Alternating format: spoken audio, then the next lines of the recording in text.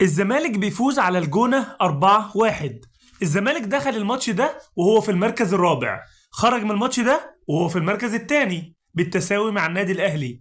لكن الزمالك بيفرق بالأهداف. رجل المباراة عبد الله السعيد اللي قدم ماتش عالمي وعمل ماتش كبير جدا جدا. الهدف الأول أحرزه ناصر منسي، كورة ولا أروع ولا أجمل، بيلعب كورة بالهيد موجهة بالظبط زي ما الكتاب بيقول من الوضع واقفا. الجون التاني أحرزه سيف الجزيري، لخبطة كده بين الجون وبين المدافع بتروح للجزيري اللي لسه داخل تخبط في ركبته وتدخل جون وتعمل الجون التاني. الجون التالت جون روعة جدا جدا من عبد الله السعيد، الكرة لقاها في نص الملعب قام شاطها في الجون الفاضي بعد غلط حارس المرمى. الجون الرابع هجمة عنترية من دونجا من ناحية اليمين، بيجري ويتوغل ويتغلغل ويلعبها بالعرض للجزيري المحظوظ اللي بيلعبها في الجون. زي ما قلت لك الزمالك دخل في المركز الرابع، خرج في المركز الثاني بالتساوي مع النادي الاهلي، لكنه بيفرق عن النادي الاهلي بالاهداف. الجونه دخل في المركز الاخير، خرج برضه في المركز الاخير. جماهير نادي الزمالك ظهرت في المدرجات بتشجيع مثالي جدا وتشجيع متواصل طول الماتش. الزمالك محتاج صفقات كتيره جدا جدا وخصوصا في الدفاع بعد اصابه المسلوسي بقطع في الرباط الصليبي. ده كان ملخص سريع، لكن انتظر الملخص الكامل.